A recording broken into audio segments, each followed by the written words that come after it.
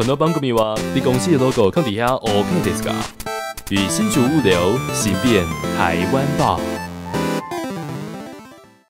Hello， 大家好，欢迎光临台湾吧。今天要跟大家聊聊这个我们好像很懂，又其实好像不太懂的台湾文化。台湾文化当然不是只有猪血糕、工时高和房价高而已，最美的风景也不是只有人，因为凡是吃饭、睡觉、打董龙都算是文化，根本讲不完。想要稍稍了解台湾文化，我们不如先从语言开始说起。语言不只可以用来聊天、抗议或是参加我是歌手，还常常代表一个人的身份或是文化。讲日语的人，你自然而然就觉得他是日本人；讲粤语的人，你自然而然就觉得他是港仔；讲中文的人，你自然而然就觉得他是台华。对，讲中文的人，你自然而然就会不知道他到底哪里来的。各位朋友有没有想过，除了全家人本来就会讲国语以外，为什么有些朋友的爸爸妈妈明明可以流利的跟老一辈只会说喉咙为哈伐或是原住民族语的阿公阿嬷沟通，但为什么一跟我们这些小屁孩说话就要切换成国语频道？又为什么明明长辈不见得会讲国语，我们就觉得会讲国语是理所当然的？见鬼啦！这个国语到底是从哪里生出来，又是怎么影响台湾文化的呢？开始咯。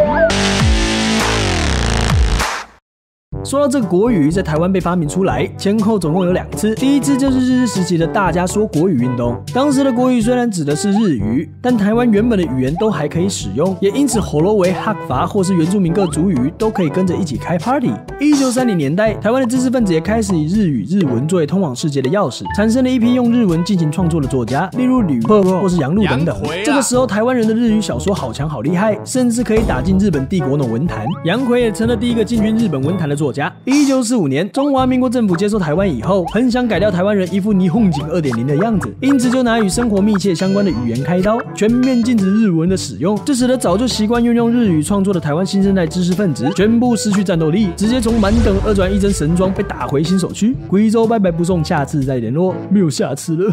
相较于日本政府统治台湾40多年以后才开始限制汉文台语，国民党政府直接切断日语文的做法看起来就激烈了许多。除了马上禁止日语文，取而代之的官方语言也不是台湾习惯的喉咙为哈伐或是原住民各族语等等的母语，而是从北京内城花儿修改而来的标准国语。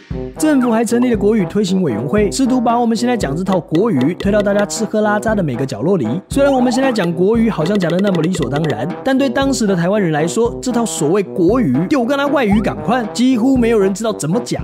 1950年代，政府更进一步从教育着手推行国语运动，禁止大大小小学校使用方言。如果讲方言被抓到，有的学校会罚钱，有的挂个牌子在脖子上写着“我不说方言”，有的学校还规定必须抓到下一个说方言的人才可以接棒。结果整个学校好像在玩鬼抓人一样，搞得大家看到挂牌子的同学都会自动鸟兽散，不敢跟他讲话，也可以说是由校方鼓励的一种霸凌。奇怪的是，这个禁止方言却是禁止台湾的方言。1949年跟着中华民国政府来的中国人士各个省份都有，自然也会把中国各地的习惯用语带来台湾。但无论你说的是山东话、上海话、四川话都没有关系，只有讲台湾方言的小朋友会被处罚。而国语运动带来的善效以及各种奇奇怪怪的惩罚，除了让小朋友自尊心受到伤害以外，也让他们误以为说母语就是没水准的、粗鄙低俗的行为，甚至认为说国语才是爱国的表现，才是有气质的好国好民，还会回家纠正不会说国语躺着也中枪的阿公阿嬷。这种明显的双重标准，可能也让带有台语乡音的台湾国语，一直到今天都经常成为被善笑的目标。为了让大家国语都说得好棒棒，学校更进一步要求标准国语的发音来去除母语的影响，结果就发明了各级学校到今天都一直还会举办的国语文竞赛。这种像是朗读还有演讲比赛，这种带有神秘美感的抑扬顿挫，根本不是任何生活中或是商业场合上用得到的技能。奇怪，那为什么到今天还要举办这种比赛呢？除了从教育方面施压以外，因为当时的电视就好像现在的网络一样重要，俗话说得好，想当高富帅不能没 WiFi， 所以广播电视的语言也逐渐受到政府严格的限制。例如中年一辈很熟悉的云州大儒侠，就变成国语运动下的牺牲品。1970年，云州大儒侠的布袋戏一播出就轰动全台，主角史艳文变成家喻户晓的大英雄，可能比鲁夫还红。每天中午一开播，家家户户都停止工作也不睡觉，守在电视机前面，收视率还一度飙到97%，这样人怕出名猪怕肥的影响响力，让剧组整天就被特务抓去喝咖啡，剧本也不停的改，最后还被迫创造一个每一次出场都会唱中国强，中国强，中国一定强的角色，也就是中国强。明明就是讲喉咙尾的布袋戏，这个长得像国旗的角色一出场就要唱国语，实在是让大家满头问号。但即使不晓得他在干嘛，布袋戏的收视率依然是居高不下。直到演了583集以后，蒋介石终于使出霹雳必杀技。1974年，新闻局以妨害农工正常作息为理由，禁止台视继续播放《云州大儒侠》。在推行国语运动以后，其他在今天看起来很荒谬的规定还包含每天24小时只有1个小时可以播出辅导节目，一天也不可以播超过2首辅导歌曲，更不用提可怜的客家语或是原住民族语的节目。这些结果成了台湾语言与文化的大灾难，也让台湾大部分的本土族群面临了失去认识自己语言与文化的机会，也因此到今天还很会讲母语的年轻朋友已经越来越少了。台湾在这种以国语为核心的文化环境底下，各种官方思想也利用文化工具渐渐渗透到我们的日常生活中。1949年，中华民国政府在台湾新居落成以后，反攻大陆4个字成为政治上的金字招牌。不管你反不反攻，也不管你想不想反，总之政府直接加强反共以及三民主义的思想。教科书也交给政府一手打造的国立编译馆来统一编写。1950年代，中国青年反共救国团成立，变成强化青年政治思想教育的工具。军事人员也走入校园里，成了高中大学的军事教官，一起为学生的军事训练以及政治思想打拼。中华文化基本教材、国父遗教、三民主义、蒋总统言论blah blah blah，更通通成为教育的重要内容。在动员戡乱的时空背景之下，学校教育的一元化倒是成为巩固政权的好用工具。除了教育以外，其他的文化走向当然也是不可以马虎的。政府透过法令来监督民间的文化发展，取缔各种与政府合不来的禁歌与禁书。而在具有文化代表性的文学方面，除了鼓励怀念中国家乡的怀乡文学以外，另外政府也鼓吹战斗白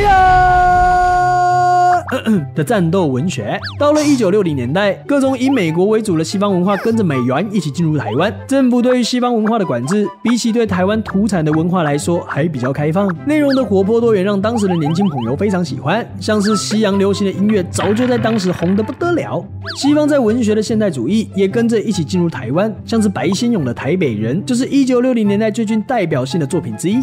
等一等，这里我们小小澄清一下，话说这个原住民，但他似乎以为原住民就一直是原住民。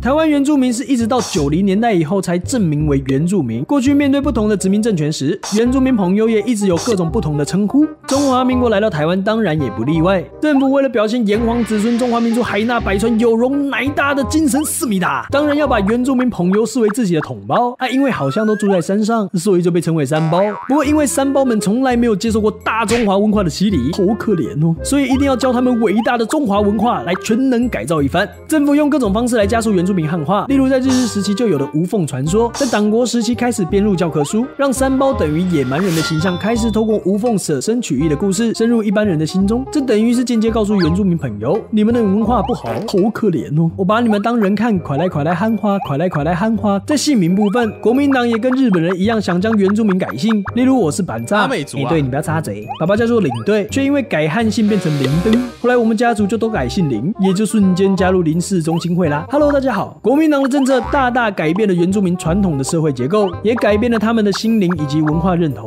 更加深了很多原住民朋友的文化自卑，好可怜哦。进而努力让自己成为所谓真正的炎黄子孙，好可怜哦。许多的孩子就在长大的过程中不断的自我否定，不敢承认自己的身份，甚至面临被同侪歧视的阴影。原住民朋友同时面对着汉人的优势文化以及国家公权力这2大 boss， 究竟要怎么保护自身的文化，更是到今天连霍金都还是解不出来的题目。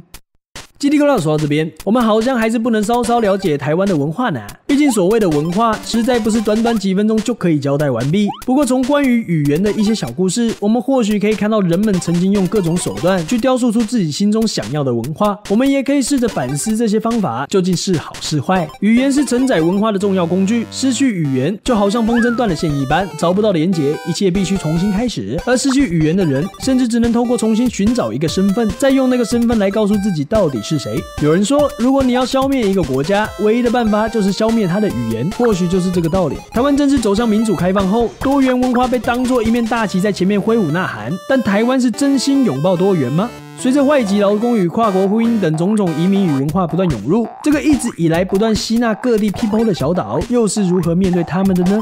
相信我们都可以感受到，也深爱着我们台湾的文化。但如果在寻找自我认同的道路上，一直紧抱着那若有似无的民族主义，是不是反而有点危险呢？毕竟在人家眼中，你可能也是外来人。而如果我们把时间拉得够远，这个岛上我们各式各样的祖先，不也都是外来人吗？好的，说了那么多，会有点渴啊。经过这8个月，大家更有兴趣了解台湾了吗？而到底什么是台湾人呢？喝完这最后一杯酒，剩下就是你们的事啦。台湾吧动画台湾史，我们下次再见喽，拜拜。台湾吧是由 DJ Howard 制作，我们的剧本与主持人是林晨波姐，杀青啦！动画是由健康美丽佳佳可小妹妹精心绘制到手断掉而成，历史本文是由萧雨辰小火柴杀提供。至于这个音乐的部分，则是我们 DJ Howard 来为各位进行一个杀来杀去的动作。如果你喜欢我们的影片，可以点这里订阅我们的频道，或是点这里支持我们周边商品。我们下次再见喽！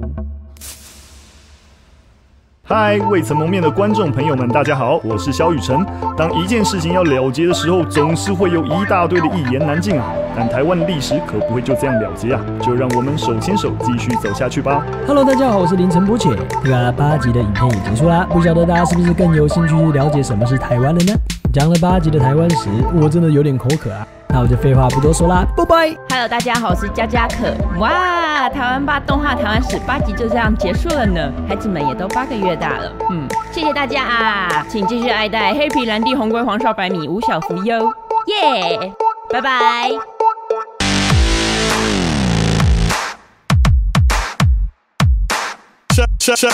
Check me out, y'all.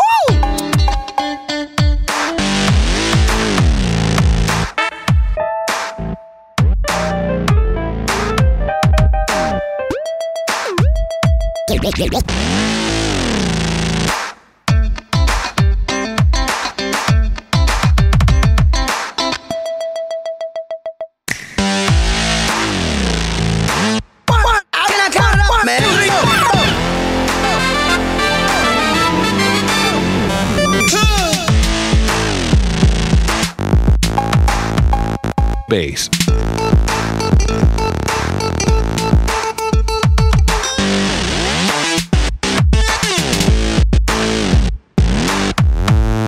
Man, you know. Yeah. Rock it like this. Woo!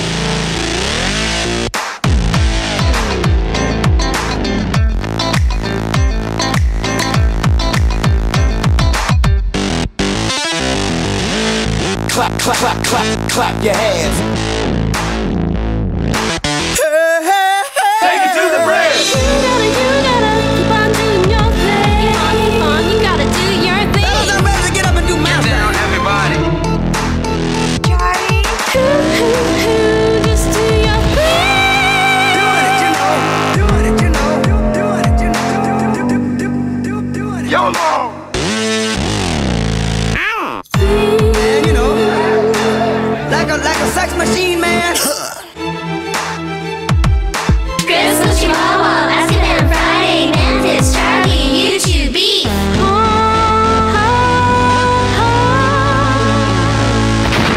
Of course, he burst into flame. 嗨，大家好，我是 DJ Howard， 仅代表动画台湾史制作团队以及台湾各种吧有限公司，感谢大家一路以来的支持，特别是0001到1000只黑皮，如果没有你们，就没有今天的台湾 bar。大家也不用担心以后看不到黑皮或是更多的节目啊，因为台湾吧不是历史公司，也不是制作公司，我们是自产内容的新媒体公司。我们的梦想是让台湾成为全球数位内容的灯塔。所以，不管你是喜欢我们的作品理念还是商业模式，如果想要投入这一行的，我们都欢迎你。我要加入台湾吧为标题，附上作品集以及50字以内的简介，寄到 jointaiwanbar@gmail.com。我们公司正职员工起薪至少都有30K， 所以不用担心吃不饱的问题哈。大概先这样啦，期待与大家见面，也请大家继续支持我们的节目及商品。Good luck, have fun, bye bye。